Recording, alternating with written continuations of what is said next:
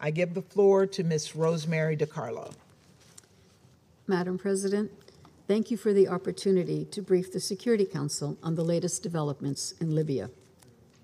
Since my last briefing to the Council on 19 April, the deadlock on the political, security, and economic fronts has persisted, despite the best efforts of the United Nations to facilitate agreement among Libyan actors. Also, the human rights situation has deteriorated. We are concerned that a protracted political impasse is having an increasingly negative impact on security, as shown by the clashes in Tripoli last week.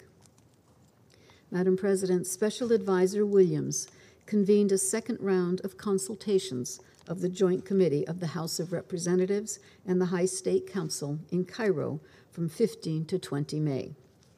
The two delegations met in a positive and constructive atmosphere and reviewed the 2017 constitutional draft.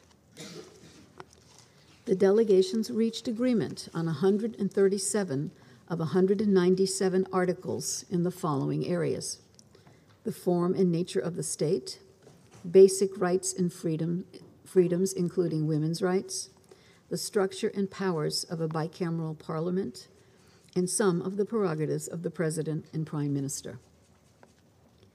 The progress achieved during the second round of talks is commendable. Members have agreed to reconvene in Cairo beginning on 11 June under UN auspices and hosted by the government of Egypt.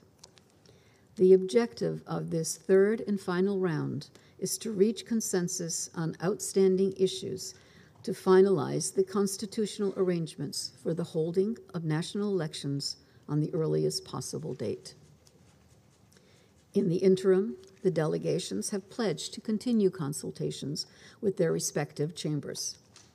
Meanwhile, national and international stakeholders are expressing concern over the continued impasse in the executive. Special Advisor Williams has continued to engage with Mr. Dbeibeh and Mr. Bashaga to encourage dialogue.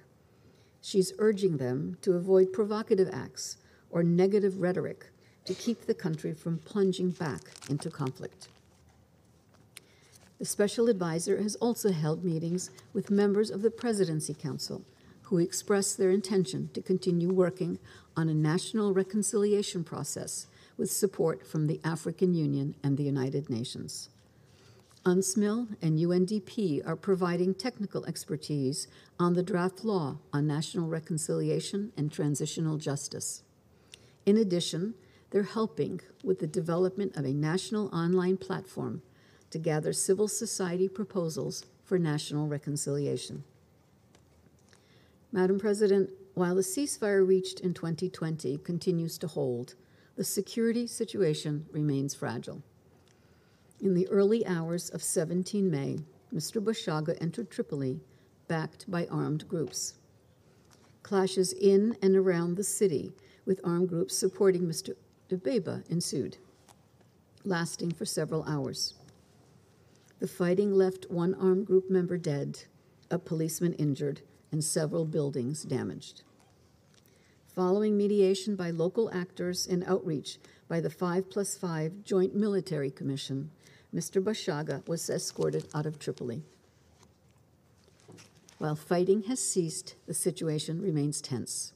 Tripoli-based armed groups supporting either Mr. Dbeibeh or Mr. Bashaga remain in a state of high alert. On a positive note, I'm pleased to report that on 23-24 May, the Eastern and Western delegations of the 5+5 Joint Military Commission met for the first time since the Eastern delegation suspended its activities at the end of February. The meeting took place in Spain on the margins of the DDR meeting on Libya hosted by the Spanish government. Special Advisor Williams met with the 5+5 Joint Military Commission, who expressed their readiness to resume their activities upon returning to Libya.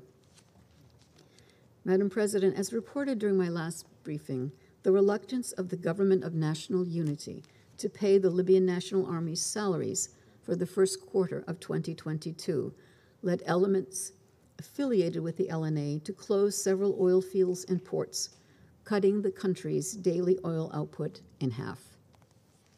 Following Special Advisor Williams' intercession with the GNU, the outstanding salaries were paid. Oil production, however, has yet to return to normal. On 11 May, Mr. Debeba confirmed that he would authorize regular monthly payments for LNA salaries. We hope that this contentious and recurring issue has now been resolved. Meanwhile, the Economic Working Group of the Berlin Process has been crafting a revenue management mechanism to overcome the disagreement over the control and use of public funds. The mechanism would consist of a short-term financing facility to fund the National Oil Corporation and other specific priorities, including salaries, subsidies, essential government operations, and expenditures. This mechanism could ease competition for resources and improve accountability. Efforts also continue toward the reunification of the Central Bank of Libya with the help of independent experts. The bank's governor and deputy governor held the third steering committee meeting on the bank's reunification and reform in Istanbul on 24 April. They will meet again in September to review progress and activate the board of directors. Madam President, the human rights situation in Libya remains a source of great concern. In the first week of May, Libyan security agencies launched a new wave of arrests of young people for alleged crimes against Libyan culture and values. Security agencies were accused of posting on social media a so-called video confession and photos of those arrested. This was seen as a form of intimidation during the preliminary stages of investigation. Restrictions persist on the work of civil society organizations, including women's rights groups, accused of violating, and I quote, the principles and values of Libyan society, end quote. We remain concerned by the continued detention on these grounds of 9 civil society and social activists who had peacefully exercised their right to freedom of expression. Some of the 9 have been in detention for 6 months. On 10 May, Special Advisor Williams traveled to Tarhuna, where she visited the sites of mass graves and met with the families of victims who disappeared between 2012 and 2020. The perpetrators of these horrific crimes have yet to be brought to justice. The situation of people internally displaced in Libya, including those displaced because of forced evictions, remains highly precarious. To cite just one instance, on 3 May, 477 displaced Tawerga families, totaling over 2,000 individuals, were forcibly evicted from 2 camps in Tripoli.